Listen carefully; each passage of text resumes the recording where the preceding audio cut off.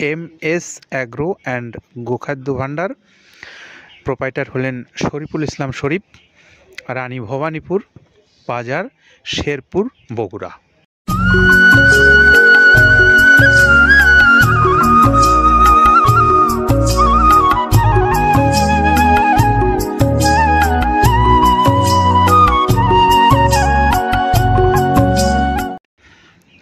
আসসালামু আলাইকুম রহমতুল্লাহ।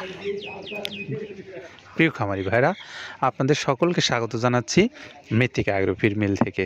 মৃত্তিকা অ্যাগ্রোফিড মিল থেকে আজকে আমাদের একজন সম্মানিত নতুন ডিলারের পরিচয় আপনাদের সামনে করিয়ে দেব। আর তিনি হলেন আমাদের বগুড়া শেরপুর এলাকার একজন ডিলার।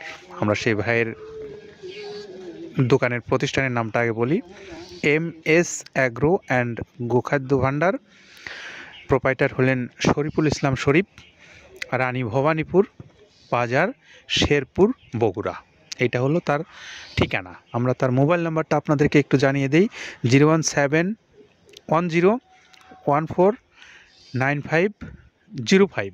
এটা হলো আমাদের এই শরীফুল ইসলাম ভাইয়ের মোবাইল নাম্বার। আপনারা যারা বগুড়ার শেরপুর অঞ্চলের বাসিন্দারা আছেন, আপনারা চাইলে এই ভাইয়ের সঙ্গে যোগাযোগ করে মৃত্তিকা অ্যাগ্রোফিডের যে প্রায় 30 ধরনের মিক্সচার যে গোখাদ্য আছে, এই গোখাদ্যটা আপনারা সংগ্রহ করে নিয়ে খাওয়াতে পারেন আপনাদের পশুগুলোকে।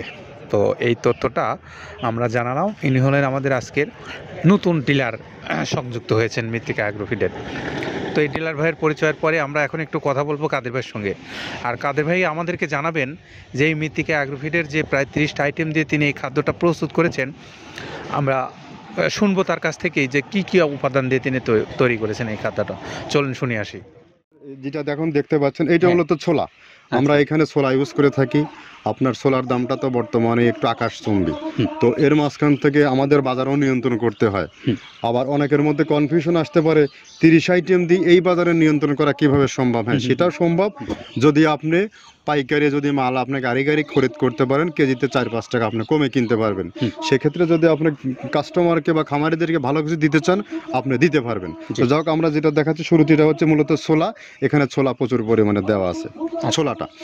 আর আপনার এখন যেটা দেখতে পাচ্ছেন দ্বিতীয় নাম্বার 1 গেল, এবার দ্বিতীয় দেওয়াতে একদম খেসারির যে আস্ত যে ভাঙাগুলো আছে একদম গ্রেড 2 যেটা, সেটা এখানে আমরা ইউজ করি। আচ্ছা, তাহলে আমরা দ্বিতীয় নাম্বার চলে গেল।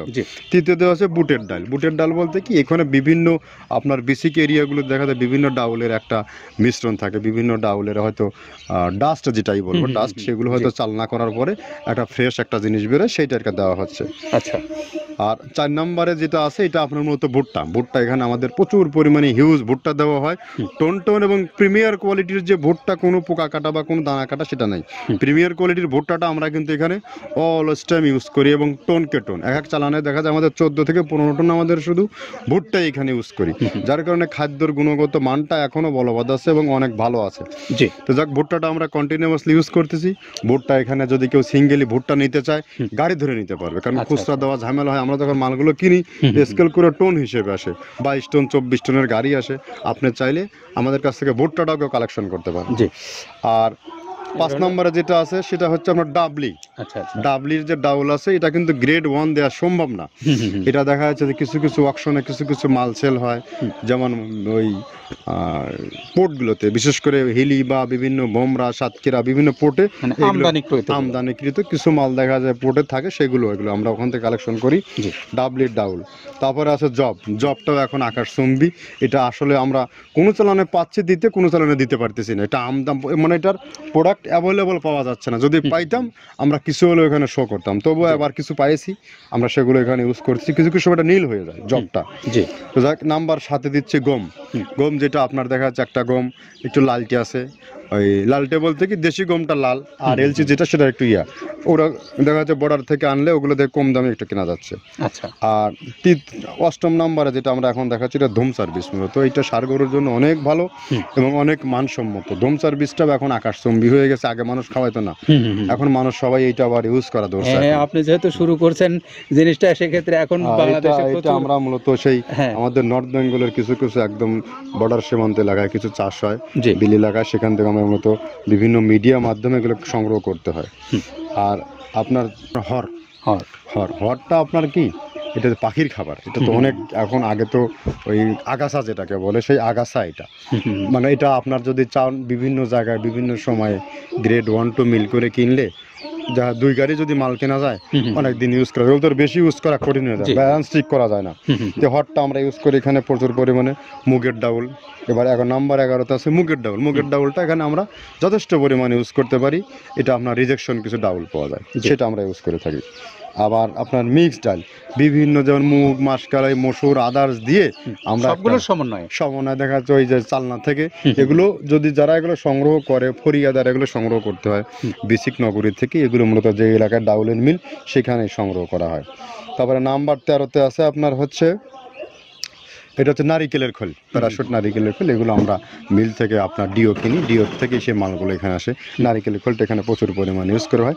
এটা দুধের গরুর জন্য অনেক পুষ্টিগত গুণসম্মত এবং ফ্যাটানিংয়ের জন্য ভালো, বকনা গরুর জন্যও ভালো এগুলো। তো আপনার এটা আপনার কিন্তু দুধের গরুতে অনেক ফ্যাট তৈরি হয়, এটা যে গরুর দুধগুলো পাতলা এটা কিন্তু ফ্যাটে বৃদ্ধি হয়। এটা চাইলে আপনারা খামারে এক্সট্রাভাবে গাড়ি ধরে নিতে পারবেন, খুচরা তো ওগুলো সমস্যা না, খুচরা কুরিয়ারে যাওয়া ঝামেলা হয়, গাড়ি ধরে আপনি নিতে পারবেন।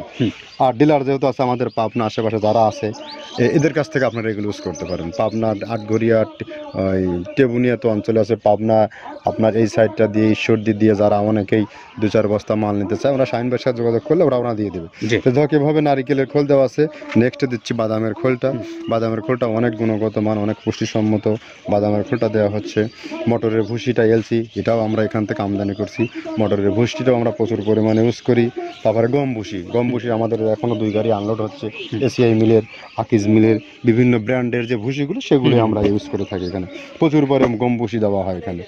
আবার ডালের বেসন, এখন দেখা ডাউলের কিছু কিছু বেসন পাওয়া যায়, আগে প্রচুর পরিমাণে পাওয়া যেত, এখন এই সামনে শীতের সময় আবার স্ট্রিট ফুড বিক্রি হয় বেশি, যার কারণে স্ট্রিট ফুডে চলে যায় এটা, ওই যে বড়টা রাতে তৈরি হয়।